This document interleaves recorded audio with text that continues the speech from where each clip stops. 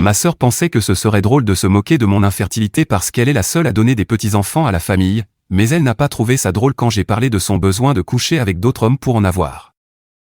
Ma sœur, cette cinglée de 30 ans, m'a humilié à sa baby shower en annonçant devant tout le monde que j'étais infertile.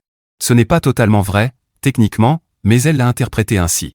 Je n'ai pas réussi à concevoir et j'ai déjà commencé à l'accepter, même si ça me fait terriblement mal. Cela devait rester un secret, puisque nous avions fait un pacte toutes les deux. Nous avions décidé de partager quelque chose de très intime entre nous. Mais son secret à elle était, disons, beaucoup plus difficile à avaler, et cela a créé des tensions, qui ont mené à ce qu'elle a fait. Et, évidemment, à ma revanche. C'est ma grande sœur, alors je pensais pouvoir lui faire confiance. Je n'ai que 3 ans de moins qu'elle, donc il n'y a pas une énorme différence d'âge entre nous. Nous nous sommes mariés à 2 ans d'intervalle et avons commencé à planifier nos familles à peu près en même temps. J'ai été assez surprise de la voir au cabinet médical, car je n'avais aucune idée qu'elle avait des difficultés à concevoir. C'était un pur hasard que nous nous retrouvions toutes les deux chez le même médecin au même moment. Elle était seule, mais mon mari m'accompagnait. Nous n'avons pas beaucoup parlé avec les médecins, mais nous avons discuté sur le chemin du retour. Elle m'a confié qu'elle et son mari Connor, 31 ans, avaient des difficultés à tomber enceinte. Ils ne savaient pas ce qui n'allait pas. Elle a donc décidé en secret de se faire tester pour voir si elle avait un problème. Pendant ce temps, mon mari, 29 ans, et moi avions des difficultés depuis un moment déjà. Nous avons donc décidé ensemble de consulter pour voir si nous avions des soucis. Je n'ai pas demandé de détails à ma sœur, parce que je savais que c'était un sujet sensible. Plus tard, j'ai appris que j'avais des difficultés à concevoir. On pourrait dire que je suis infertile, mais il reste encore un mince espoir. Il a fallu du temps au médecin pour comprendre ce qui n'allait pas. Quoi qu'il en soit, ce diagnostic a été dévastateur pour moi. J'ai eu beaucoup de mal à l'accepter, parce que je voulais vraiment avoir des enfants. Mon mari a été très compréhensif et m'a empêché de sombrer. Je n'ai parlé de mon diagnostic à personne, car j'étais bouleversé et ce n'est pas quelque chose dont je me sens à l'aise de parler. Pendant cette période, ma sœur est tombée enceinte. J'ai donc supposé que tout allait bien pour eux. Malgré mon propre diagnostic, j'étais vraiment heureuse pour la grossesse de ma sœur. Je ne fais pas partie de ces femmes qui ne supportent pas de voir des femmes enceintes à cause de leurs propres problèmes. J'étais sincèrement contente que ma sœur n'ait pas à traverser ce que j'ai vécu. Et puis, avoir un neveu me semblait vraiment excitant. Ce n'est pas la même chose que d'avoir mon propre enfant, mais j'avais l'intention de l'aimer de tout mon cœur. Tout le monde était heureux. Je n'ai donc parlé de mes problèmes de fertilité à personne. Ce n'est que la veille de la baby shower de ma sœur que j'en ai parlé à quelqu'un. J'étais chez elle pour l'aider à préparer la fête quand elle a soudain commencé à me poser des questions sur mes propres projets de grossesse. Nous avons eu une conversation assez émotive, et j'ai fini par lui parler de mes difficultés, en lui faisant promettre de ne rien dire à personne tant que je ne serais pas prête. Ma sœur devait agir sous l'effet des hormones ou être trop émotive, car elle a fini par me révéler l'un de ses secrets. Jusqu'à ce moment-là, tout allait bien, nous étions 2 sœurs avançant ensemble dans la vie. Du moins jusqu'à ce qu'elle me dise son secret, qui impliquait d'autres personnes. Elle m'a dit qu'elle était allée chez le médecin sans en parler à Connor et qu'elle avait appris qu'elle n'avait aucun problème. Elle en a donc conclu que le problème venait de Connor. Elle avait peur que cela crée une fracture dans son mariage. Alors, au lieu d'en parler à Connor, elle a décidé de coucher avec quelqu'un d'autre pour tomber enceinte. Le plan a fonctionné, et c'est ainsi qu'elle est tombée enceinte. Ma sœur pleurait en me racontant tout ça. Elle a dit que, puisque Connor n'avait jamais été testé, il y avait encore une possibilité qu'il soit le père. Elle choisit de croire que Connor est le vrai père de l'enfant. Elle n'en a parlé à personne et m'a supplié de garder le secret. À l'intérieur, j'étais complètement en court-circuit, parce que mon secret à moi était bénin comparé au sien. Le mien n'affectait essentiellement que moi et mon mari, qui étaient déjà au courant. Le sien, en revanche, était moralement répréhensible à tant de niveaux que ça m'épuise rien que d'y penser. Mon premier réflexe a été de lui dire de l'avouer à son mari, ce n'était pas juste pour lui ni pour le bébé. Ce n'était pas juste non plus pour l'homme avec qui elle avait couché, il mérite de savoir s'il est le père. Elle a dit qu'elle finirait par le faire, mais que pour l'instant, la baby shower était pour le bébé et que des nouvelles comme celle-là pourraient la gâcher. Je ne pense pas que ces fêtes soient vraiment pour le bébé, mais elle m'a demandé de lui laisser du temps pour le lui dire. Je lui ai dit que je ne dirais rien si elle le faisait, mais qu'elle avait au maximum 1 semaine pour parler à Connor. Je crois que cela ne lui a pas plu, ou qu'elle y a repensé plus tard quand elle était seule, parce qu'après ça, elle a fait ce qu'elle a fait. Le lendemain, j'ai fait tout ce que j'ai pu pour garder une expression neutre pendant la baby shower de ma sœur. J'étais très mal à l'aise avec ce que j'avais appris, surtout parce que Connor avait l'air si heureux et enthousiaste, et que moi, j'étais là à garder ce secret, comme une bombe à retardement prête à exploser. J'étais submergé par des sentiments contradictoires. Je priais désespérément pour que la journée se termine et que ma sœur lui dise la vérité. Comme c'était le premier petit enfant pour mes parents, ils ont mis les petits plats dans les grands pour la fête de ma sœur. J'ai moi aussi contribué financièrement de manière significative pour qu'elle ait la fête qu'elle voulait. Connor est très riche, mais mes parents et moi voulions être ceux qui paient, comme un cadeau familial. Au fil des minutes, je me répétais que tout irait bien, que ma sœur finirait par faire ce qu'il fallait, et je me suis un peu détendu. Puis ma sœur a commencé à se vanter de sa grossesse et à faire des commentaires très blessants sur le fait d'avoir le premier petit enfant. Pour empirer les choses, elle s'est mise à rire en disant à tout le monde que cette grossesse serait encore plus spéciale parce qu'elle était la seule à pouvoir donner des petits-enfants à mes parents. Elle riait encore et disait que je devais me sentir soulagé de ne pas avoir la pression d'avoir des enfants à cause de mon infertilité. Je ne peux pas vous répéter ces mots exacts, parce que j'étais déjà en train de me dissocier sous le choc. Je me souviens seulement que ma sœur était la seule à rire dans la pièce, car ni Connor ni les autres invités ne riaient. Même mes parents n'ont pas trouvé ça drôle. C'est là que je pense que mon ultimatum ne lui a pas plu, mais à ma décharge, c'était la bonne chose à faire. Ces mensonges finissent toujours par éclater, et je déteste être prise au milieu de tout ça. En plus, je donnais à ma sœur la possibilité d'être celle qui annoncerait la nouvelle. Non seulement pour que ce ne soit pas pire que ça ne l'était déjà, mais aussi pour qu'elle fasse enfin quelque chose de bien. Et au lieu de voir cela comme une chance, elle m'a vu comme l'ennemi qu'elle devait attaquer parce que je la mettais dos au mur. Mais au final, ma sœur aurait dû comprendre le message et se taire. Au lieu de ça, elle a continué à rire et a dit à Connor que ce n'était qu'une plaisanterie, qu'elle s'amusait. Elle a même eu l'audace de se tourner vers moi et de dire que j'aurais dû comprendre ce qu'elle voulait dire. C'est à ce moment-là que j'ai perdu le contrôle. J'ai dit que je comprenais la blague, mais qu'il y en avait une en particulier que je ne comprenais pas vraiment, et que peut-être, si quelqu'un me l'expliquait, je pourrais rire aussi. Et c'était celle qui concernait le fait que ma sœur avait couché en dehors de son mariage pour tomber enceinte. Je lui ai dit qu'il devait forcément y avoir quelque chose de drôle là-dedans, parce qu'au moins, moi, je ne suis pas assez désespéré pour briser mes vœux de mariage afin d'avoir un enfant. J'admets que j'ai crié ces choses-là et que je ne les ai pas formulées aussi clairement que je viens de les écrire. Mais si vous voulez le résumer sans tous les détours, le voilà. Tout le monde a entendu ce que j'ai dit. Ma sœur est devenue livide et n'a pas pu répondre. Mon mari essayait simplement de me faire sortir de là. Connor n'arrêtait pas de me demander, à moi et à ma sœur, de quoi je parlais. Je lui ai dit, ta femme m'a avoué qu'elle t'avait trompé parce qu'elle n'arrivait pas à tomber enceinte, et elle m'a promis qu'elle te dirait toute la vérité après la baby shower.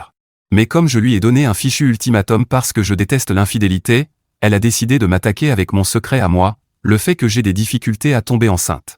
Je ne sais pas ce qui s'est passé après ça, parce que mon mari m'a fait sortir avant que je ne fasse une crise nerveuse. J'ai entendu des cris en partant, mais j'étais comme en transe et je ne sais pas ce qui se disait. Je ne sais pas non plus ce qui s'est passé ensuite à la fête, même si j'imagine que l'ambiance n'était pas très joyeuse. Je n'ai pas regardé mon téléphone avant le lendemain, parce que mon mari me l'a pris. Des mesures de sécurité, a-t-il dit, ce que j'apprécie, parce qu'à ce moment-là j'étais en mode, je vais couler cette salope jusqu'au bout. En plus, j'avais peur que ça empire si je lisais les messages que ma sœur et ses amis m'envoyaient. Pour être clair, mon mari est de mon côté. Il pense même que donner cet ultimatum à ma sœur était la bonne chose à faire. Non seulement parce que quelqu'un devait le dire à Connor, mais aussi parce que cela devait venir de ma sœur. Elle ne l'a pas vu comme ça, et tout a explosé comme un volcan de merde. Mais maintenant, il n'y a plus rien à faire, la vérité est sortie, et j'en suis soulagé. Enterrer la merde sous terre ne la rend pas moins merdeuse, elle est simplement maintenant dans l'air, dans l'environnement, et ça ne rend pas ma sœur moins nauséabonde. Alors tant pis pour elle. Elle n'a pas réfléchi quand elle a couché avec un inconnu pour tomber enceinte, et elle n'a pas réfléchi non plus quand elle s'est moquée de moi. Cette fichue psychopathe, parce qu'aucun autre mot ne lui convient, s'est attirée ça toute seule. Le lendemain, quand j'ai récupéré mon téléphone, j'ai vu environ 70 appels manqués de ma sœur et de ses amis qui avaient mon numéro. Il y avait aussi une quinzaine de messages de spam, probablement elles qui m'inscrivaient à toutes sortes de conneries possibles, tellement elles sont mesquines. Ma sœur m'a aussi envoyé une rafale de messages me disant que son mariage s'écroulait à cause de moi et que ce serait de ma faute si elle devenait mère célibataire et si son enfant perdait son père. Elle m'a encore envoyé d'autres messages en m'insultant avec tout ce qui lui passait par la tête en lien avec mon infertilité, parce qu'elle a des enfants biologiques et pas moi.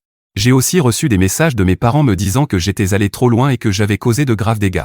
Ils m'ont dit qu'ils avaient honte de moi et que je devais immédiatement m'excuser auprès de ma sœur et parler à Connor, sinon il me déshériteraient. Ce n'est qu'une petite partie de tous les messages que j'ai reçus. J'ai quand même reçu un peu de soutien de la famille élargie, qui a dit que ma sœur l'avait mérité et que j'avais bien fait de l'exposer, mais ma propre famille m'attaque verbalement et me menace. De la part de ma sœur, je m'y attendais, elle n'a pas toute sa tête, ce qu'elle a fait n'a aucune explication, elle devrait être dans un zoo pour être étudiée. Mais que mes parents voient ça comme quelque chose de bien, c'est ce qui me surprend le plus. Jusqu'ici, ils n'avaient jamais montré de favoritisme, mais là, c'en est clairement un. Et un très grave, parce qu'il cautionne un comportement inexplicable. Eddie, je vois beaucoup de commentaires sur mon post. Je suis désolé de ne pas pouvoir répondre à tout le monde individuellement. Vous avez été nombreux à me demander pourquoi je n'ai pas dit tout de suite à Connor que ma sœur l'avait trompé. Comme je l'ai déjà dit, ce n'était pas à moi de le faire. Je l'aurais fait si ma sœur ne l'avait pas fait, et au final je l'ai fait, mais la bonne chose à faire, c'est que la personne qui a fauté se manifeste et dise la vérité. En plus, quand une tierce personne s'en mêle sans preuve, ça peut vite devenir très compliqué. Elle aurait pu dire que je mentais pour une raison ou une autre. L'une de mes théories, c'est que ma sœur n'est finalement pas aussi stupide qu'elle en a l'air. Elle voulait utiliser mes problèmes de fertilité comme excuse pour dire que je suis instable, jalouse d'elle, et que j'aurais tout inventé. Mais en même temps, si elle avait joué cette carte et que ça n'avait pas marché, je suis sûr que Connor avait déjà des soupçons. Oui, j'en ai parlé à mon mari. Je priais aussi Dieu pour que l'enfant soit celui de Connor. Pas pour que le mariage continue, mais pour qu'au moins il ait son enfant. Je savais à quel point la nouvelle de la grossesse de ma sœur était importante pour lui. Certains d'entre vous m'ont demandé si ma sœur était l'enfant préféré ou pourquoi mes parents sont de son côté plutôt que du mien. Honnêtement, je n'en sais rien. Je n'ai pas d'histoire de notre enfance à vous raconter où ils auraient systématiquement favorisé ma sœur. C'est pour ça que je me sens tellement perdu face à tout ça. S'il est possible qu'il y ait eu de l'infidélité entre mes parents, ça arrive tellement souvent dans cette famille que plus rien ne m'étonne. Si mes parents venaient me dire qu'ils sont des extraterrestres qui se font passer pour des humains, je crois que je répondrais, ce n'est pas si grave. Mise à jour 1. Cela fait exactement 2 jours depuis mon poste, donc je pense qu'il y a assez de retours pour voir ce que les gens en pensent. Connor est celui qui a le plus souffert. Je suis d'accord pour dire que l'humiliation publique a probablement empiré les choses pour lui. Je n'ai pas eu le courage de lui parler, et lui non plus ne m'a rien dit, je ne sais pas s'il veut me parler. Ma sœur, elle, a beaucoup de choses à me dire, mais je n'ai aucune envie de l'entendre. Elle continue de me dire qu'il est extrêmement en colère contre elle et qu'il remet leur mariage en question. Ce qui est normal, je ne sais pas à quoi elle s'attendait. Elle m'a aussi dit qu'il ne lui parle pas et qu'il dort dans une autre chambre. Je n'ai absolument plus aucune compassion pour ma sœur, mais je me sens mal pour Connor. Beaucoup d'entre vous m'ont traité d'idiote et m'ont dit que je devrais m'excuser auprès de Connor pour l'avoir humilié publiquement. Je suis entièrement d'accord avec vous, de tout mon cœur. J'en ai aussi parlé avec mon mari, et il pense lui aussi que je devrais présenter mes excuses à Connor. Je prévois donc de lui écrire un message sincère pour m'excuser d'avoir rendu tout ça public de cette façon. Je suis aussi prête à m'excuser en personne, parce qu'un message reste impersonnel et n'a pas le même poids. Je ne pense pas qu'il me pardonnera, mais c'est la chose juste à faire. Quant à ma sœur, je pense que notre relation est très probablement terminée. Pour être honnête, elle l'est déjà. Il ne reste plus qu'à la déclarer morte, et voilà. Celle avec mes parents est dans le coma, mais je ne pense pas qu'il lui reste beaucoup de temps non plus après ça. Certains pensent que ce que mes parents ont fait n'est pas si grave, mais je ne suis absolument pas d'accord. Défendre quelqu'un qui a couché avec une autre personne pour tomber enceinte, c'est profondément tordu. Vous ne l'avez pas fait vous-même, mais ça ne rend pas ça moins grave. C'est comme défendre un tueur en série, vous n'avez pas commis les crimes, mais si vous estimez que ce n'est pas si grave, il n'y a pas grand-chose à analyser non plus. Ils sont toujours de son côté, ils n'ont pas eu un moment de lucidité ni réalisé à quel point ils ont merdé. Ce n'est même plus seulement une question de ce que ma sœur m'a dit, mais de toute la situation, qui est devenue vraiment très grave. Et en laissant de côté mes parents et le groupe de singes volants de ma sœur, je pense que le monde entier s'accorde à dire que ce qu'elle a fait est extrêmement mal. Il n'existe même pas d'adjectif pour décrire son acte. Même l'enfer ne doit pas vouloir de gens comme ma sœur. La petite mise à jour que j'ai en seulement 2 jours, c'est que ma grand-mère, qui était en croisière avec des amis et a raté la fête parce que ma sœur a organisé la baby shower exactement à cette date, ce qui est toute une autre histoire, est rentrée et a appris ce qu'elle a fait. Sa réaction a été, en gros, qu'est-ce qu'elle a fait, puis elle s'est lancée dans une tirade très flatteuse à propos de mes parents pour avoir pris sa défense, accompagnée de quelques mots supplémentaires à propos de ma sœur. Des mots, gentils, si l'on se place du point de vue d'un marin ivre en pleine dispute animée. Ma grand-mère n'était déjà pas en très bon terme avec ma sœur, elles avaient leurs différends depuis longtemps, et cet épisode a été comme la dernière pelletée de merde nécessaire. Je crois qu'elle a même parlé de déshériter mes parents, mais c'était peut-être dit sous le coup de la colère. Les mots exacts de ma grand-mère ont été « Je préfère dépenser mon argent en croisière aux Bahamas rempli d'hommes musclés plutôt que de laisser mon héritage à ces idiots. » Bien sûr, hommes musclés et « idiots » sont des euphémismes, parce que ma grand-mère aime s'exprimer de façon un peu plus imagée. Mise à jour 2. Certains d'entre vous ont demandé une mise à jour, alors me revoilà. Je ne sais pas trop quoi penser du fait que certains trouvent cette tempête de merde divertissante. Mais vu à quel point vous m'avez aidé, je vous dois au moins quelques nouvelles. J'ai trouvé le courage d'envoyer à Connor des excuses pour ce que j'ai fait pendant la fête. Et j'ai bien veillé à ce que ce soit des excuses adressées à lui, et certainement pas à ma sœur. J'ai donc écrit un long message pour lui demander pardon. À ma grande surprise, il m'a appelé au lieu de simplement répondre par texto. Il semble qu'il n'ait aucune rancune envers moi. Il m'a dit qu'il comprenait pourquoi je ne lui avais pas dit la vérité immédiatement. Il m'a aussi dit que la révélation publique ne le dérangeait pas, parce que cela lui avait évité d'avoir à expliquer lui-même la situation à tout le monde. Et que s'il y avait quelqu'un qui devait avoir honte de ce qui s'est passé, c'était ma sœur, parce qu'elle est vraiment une femme aux instincts très bas.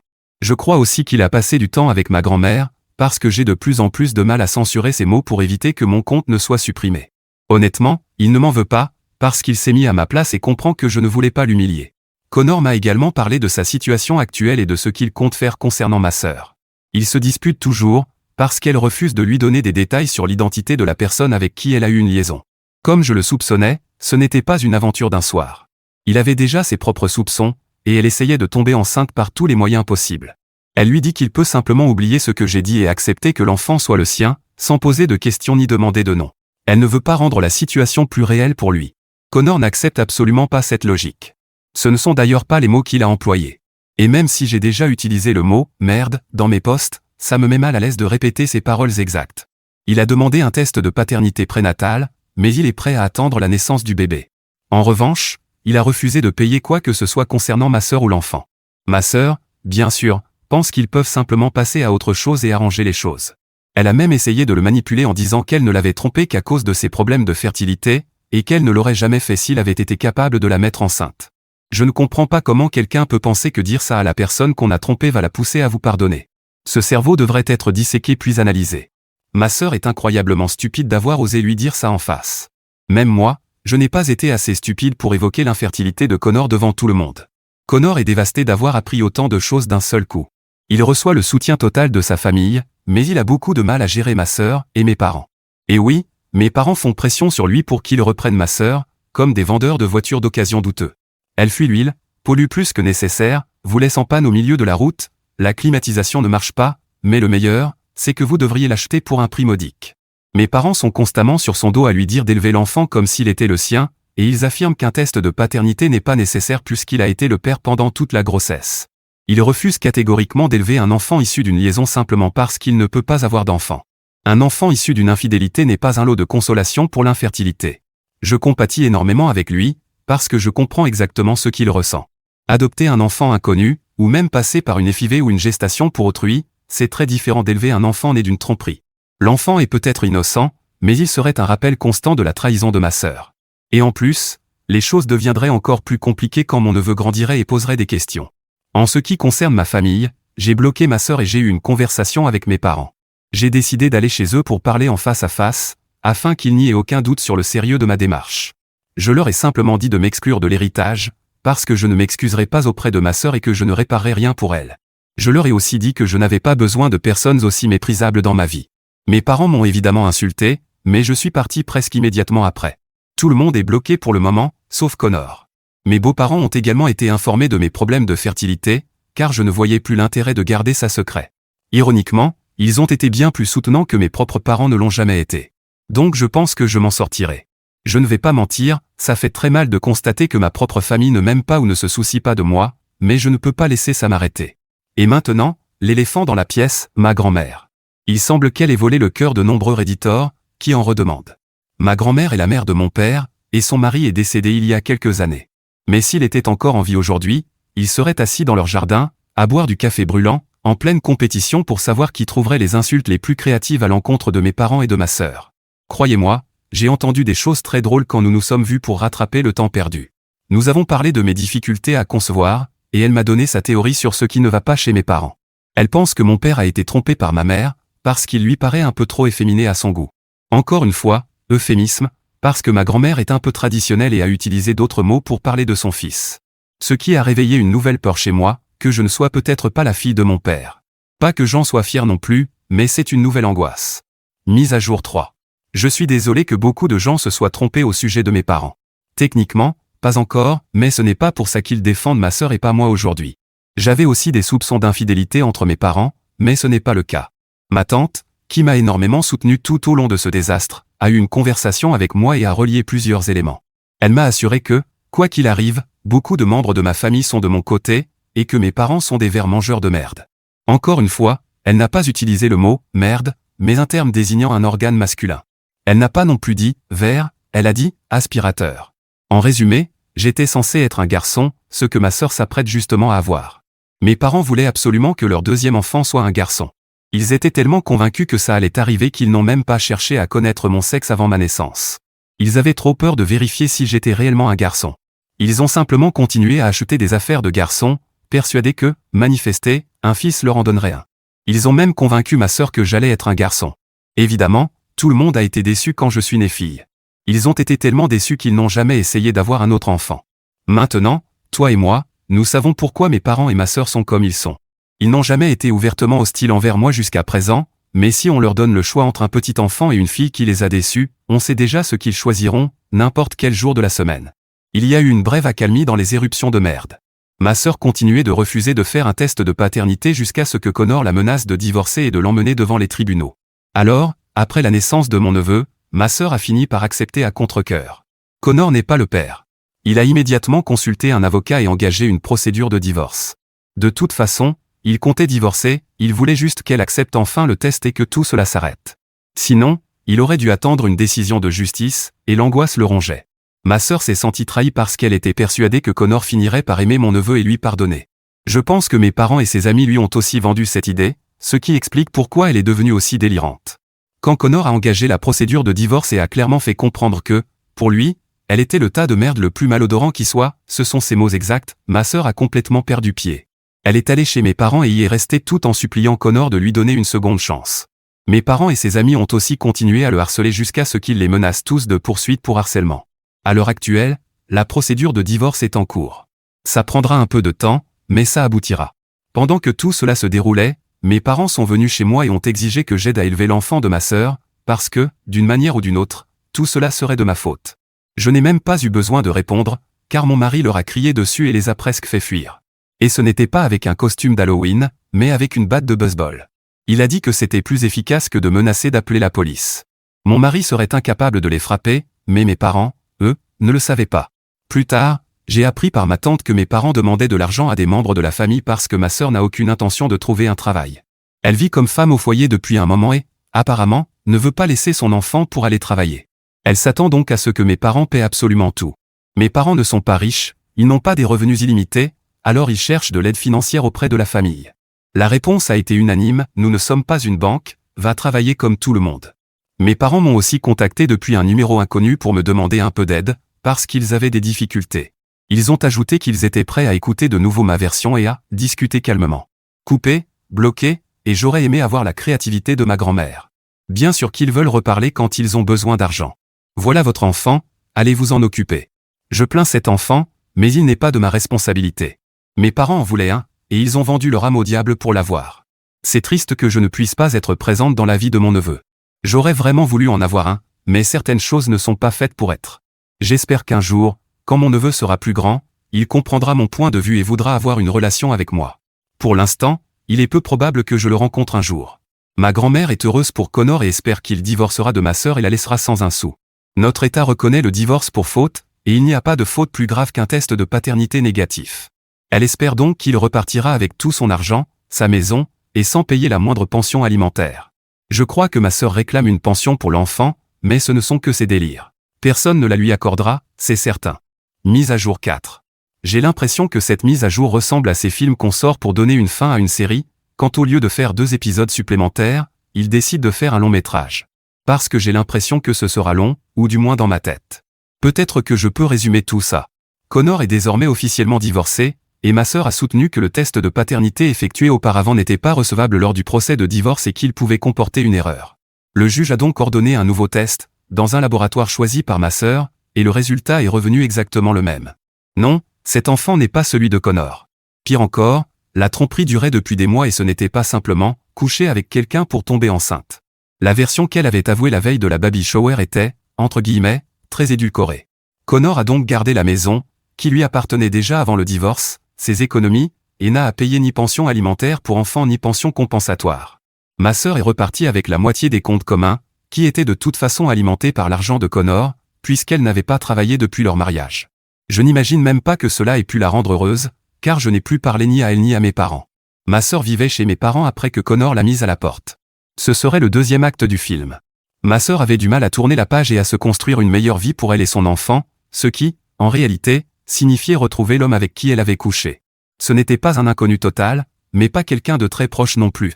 Quand elle lui a annoncé la nouvelle, sachant que, pour lui, elle était sous contraception et célibataire, encore des mensonges, l'homme a évidemment demandé un test de paternité.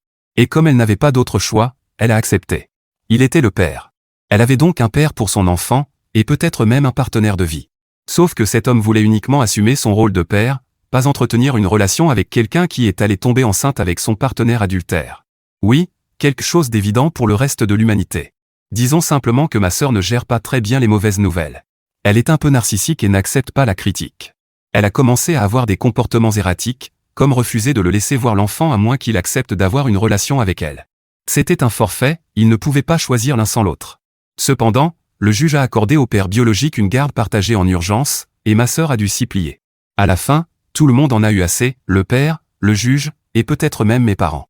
Le père de mon neveu a finalement obtenu la garde complète, et il y a maintenant un mince espoir que je puisse avoir une relation avec mon neveu. Ce qui est une bonne chose, car mon mari et moi sommes inscrits sur une liste d'adoption, nous comptons devenir parents d'une manière ou d'une autre. Nous aimerions donc que les cousins grandissent ensemble. Quant à ma sœur, elle a encore perdu la tête. Les détails se brouillent ici, mais je sais qu'elle a été mise à la porte de la maison de mes parents. Ma grand-mère jure que ses sources sont fiables et que mes parents ont perdu beaucoup d'argent en aidant ma sœur lors de la bataille pour la garde. Et confirmément, après la décision du juge, ma sœur les a tellement maltraités qu'ils n'ont plus pu le supporter.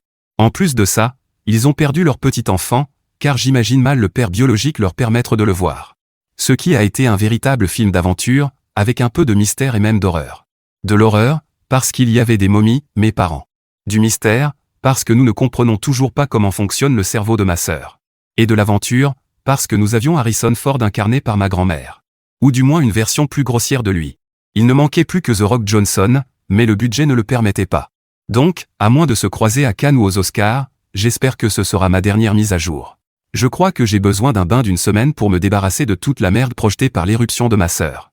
Et dit, oui, finalement, ce n'était pas si long.